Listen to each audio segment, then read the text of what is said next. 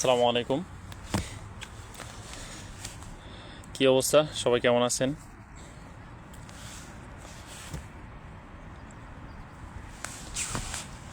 আজকে সকালবেলা লাইভে চলে আসলাম। আজকে লাইভটা খুবই গুরুত্বপূর্ণ, কারণ আজকে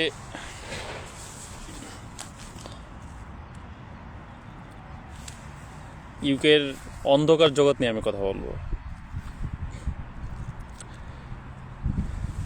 যে আসলে বাংলাদেশ থেকে স্টুডেন্টরা এসে কিভাবে অন্ধকারের দিকে চলে যাচ্ছে।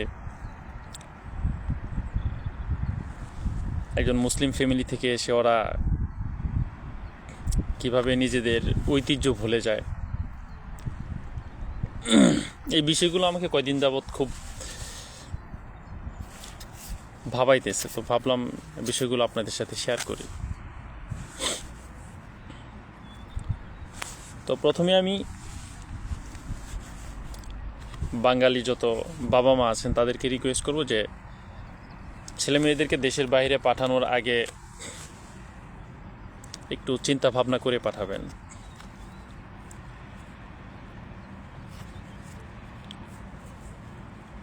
কারণ হচ্ছে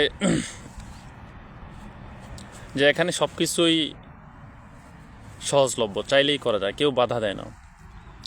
আপনি ঘর থেকে বের হইলেই সব পাবেন, জুয়া, মদ, নারী, সব যেখানেই যাবেন সেখানেই অ্যাভেলেবল।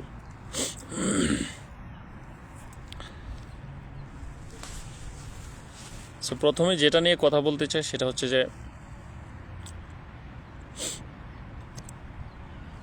ব্রিটিশ পাসপোর্ট পাওয়ার আশায় আমাদের দেশের কিছু ছেলেমেয়েরা এলজিবিটি কি হয়ে যাচ্ছে, যে ওরা এই ক্যাটাগরিতে ইউকে গভর্নমেন্টের কাছে অ্যাপ্লাই করতেছে একটা ব্রিটিশ পাসপোর্ট পাওয়ার জন্য। আসলে এই কথাগুলো শোনার পরে অনেক কষ্ট পাইলাম যে একজন মুসলমানের সন্তান কিভাবে এই কাজ করতে পারে।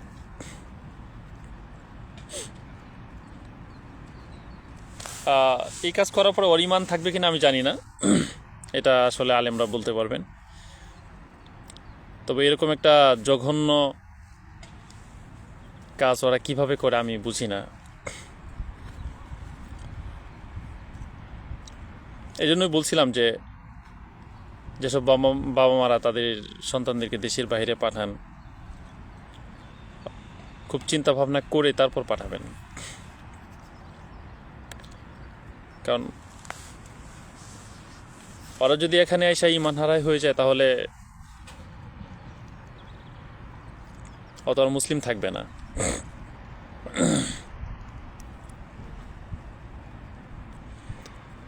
ইভেন ওরা নিজেরাও তো অ্যাপ্লিকেশন করতেছে, তারপর হচ্ছে ওপেন ফেসবুকে পোস্ট দিয়ে ওরা পার্টনার খুঁজে, যে আমি নিজেও অ্যাপ্লিকেশন করতেছি, আমার পার্টনার দরকার, আমার সাথে যারা অ্যাপ্লিকেশন করতে চান করতে পারেন। মানে বাধা দেওয়ার মতো কেউ নাই এখানে, সবাই স্বাধীন।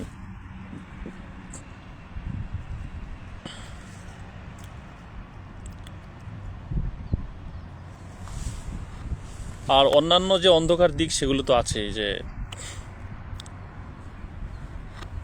মদের নেশা, তারপর অন্যান্য যত নেশা জাতীয় যত জিনিস আছে। কয়দিন আগে আমি স্টেশন থেকে বের হচ্ছিলাম, আমার এক ফ্রেন্ড আমার সাথে ছিল। তো আমি স্টেশনের যে মেইন গেটটার থেকে পার হইতেই একজন এসে আমাকে বলতেছে, ডু ইউ স্মোক গাঞ্জা? আমি থতবত খেয়ে গেছি যে কি বলে। আমি কি আবার ওই কারো নজরদারিতে পড়ে গেলাম কিনা। পরে দেখি যে না, এনে 8-10টা ছেলে এখানে দাঁড়ায় আছে, ওরা নিজেরাও গাঞ্জা খাইতেছে, আবার গাঞ্জা বিক্রি করতেছে। সো ছেলেগুলো হয়তো বা বাংলাদেশি অথবা ইন্ডিয়ান হবে।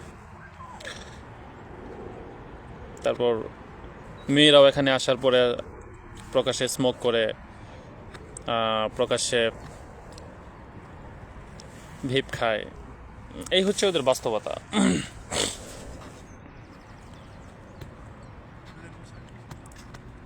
সো এই জন্য যারা একদমই দেশের বাইরে উচ্চশিক্ষার জন্য পাঠাইতে চান, তারা প্রথমে দিন শিখান ওদেরকে। কারণ দিন শেষে আপনি একজন মুসলিম, ওদেরকে ভালো করে আগে দিন শিখান। দিন শিখানোর পরে উচ্চশিক্ষার জন্য ওদেরকে দেশের বাইরে পাঠান।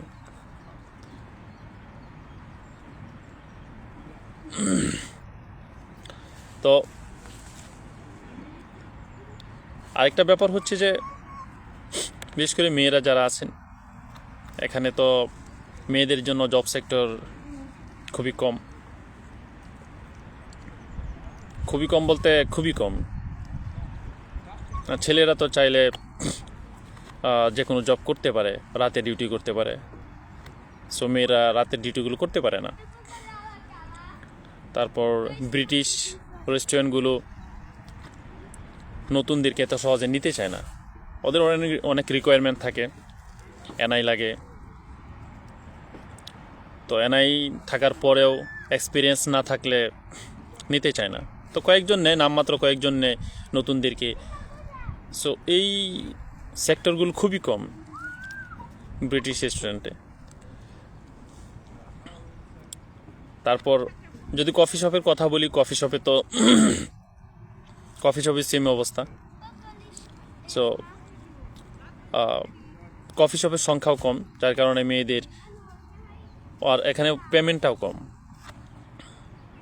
যেসব বাঙালি বা ইন্ডিয়ানদের কফি শপ আছে, ওরা পেমেন্টটা খুবই কম করে, মানে 3 থেকে 4 পাউন্ড এর মধ্যে করে। সো এইসব কফি শপে কাজ করে তো ওদের লাইফ লিড করা পসিবল না এখানে। সো এই জন্য মেয়েদেরকে বলবো যে আপনারা আসার আগে ভালো করে খোঁজখবর নিয়ে তারপরে আসেন। অনেক মেয়ে এখানে আসার পরে অন্ধকার জগতে চলে যায়। ওরা টাকা ইনকামের জন্য অনেক কিছু করে এখানে,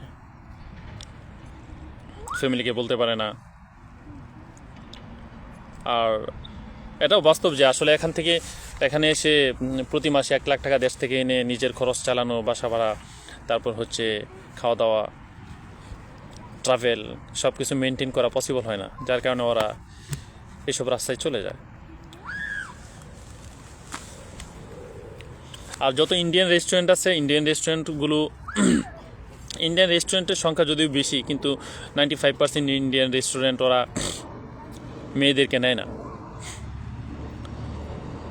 এগুলোর অনেক কারণ আছে, ওদের না নেওয়ার অনেক কারণ আছে। ওরা মেয়েদেরকে নেয় না।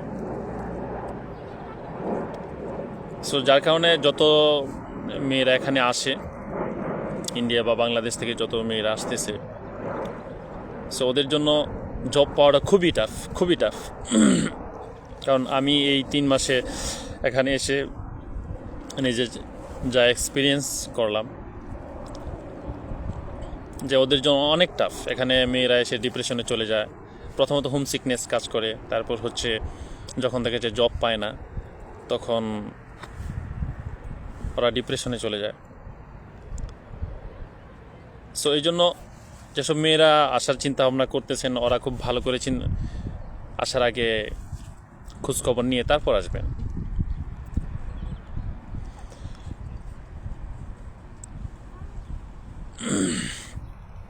আরেকটা ব্যাপার হচ্ছে যে অনেক এজেন্সি আপনাকে বলবে যে আপনি এখানে এসে জব করেই টিউশন ফির টাকা উঠায় ফেলতে পারবেন। আসলে এজেন্সির কথায় পা দিবেন না। এজেন্সি আসলে ওরা অনেক শ্রুতিমধুর কথাবার্তা বলে, কারণ ওরা পাঠাইতে পারলেই ওরা লক্ষ লক্ষ টাকা পাবে। এটা হচ্ছে ওদের ব্যবসা। সো ওদের কথায় আপনার লাইফের ডিসিশন নেওয়ার দরকার নাই। আপনি ইউটিউবে অনেক ভিডিও পাবেন, অনেক তথ্য পাবেন। আপনি এগুলা পরিচিত যারা আছে ওদের সাথে কথা বলুন, আর পরিচিত যারা আছে ওরা এত সহজে এগুলো বলতে চায় না এই কারণে যে যখন ওরা বলে তখন আসলে কেউ বিশ্বাস করে না। মানুষ মনে করে যে আসলে রঙিন দুনিয়া, গেলেই সব হয়ে যাবে। আসলে বাস্তবতাটা পুরোটাই ভিন্ন। এখানে আপনার, হ্যাঁ, আপনি যদি আপনার ওই এবিলিটি থাকে যে আপনি টোটাল খরচ বহন করতে পারবেন, পড়াশোনার, থাকা খাওয়ার, এখানে পড়াশোনার জন্য আসতে চান, হ্যাঁ আপনি পড়াশোনার জন্য আসেন, এখানকার পড়াশোনার মান অনেক ভালো, ইন্টারন্যাশনাল মানের পড়াশোনা, হ্যাঁ আপনি পড়াশোনার জন্য অবশ্যই আসবেন এখানে। কিন্তু আপনি যদি আসেন যে আপনি পড়াশোনার খরচ এখান থেকে উঠায় ফেলবেন, এটা কখনোই পসিবল না। সো এই জন্য আমি বলবো যে মেয়েরা যখন আসবেন, আসার আগে আপনারা খুব ভালো করে খোঁজখবর নিয়ে তারপর আসবেন। আর যারা এই কাজগুলো করতেছেন যে এলজিবিটি কিউ ক্যাটাগরিতে নিজে একটা ব্রিটিশ পাসপোর্ট পাওয়ার জন্য নিজের ইমানকে বিক্রি করে দিচ্ছেন, তাদের প্রতি রিকোয়েস্ট থাকবে যে আসলে আপনারা এই কাজগুলো করেন না। এখানে আপনার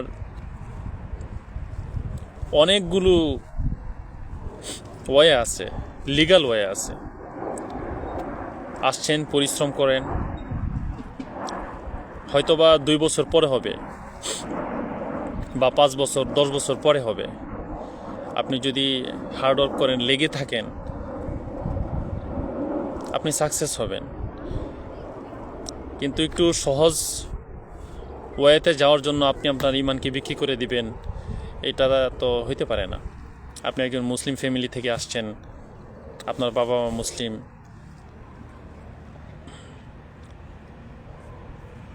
সো আপনাদের উপরে রিকোয়েস্ট থাকবে যে আপনারা এই কাজগুলো করবেন না। সো আজকে আর কথা বাড়াবো না, দেখা হবে পরবর্তী ভিডিওতে। আল্লাহ হাফেজ।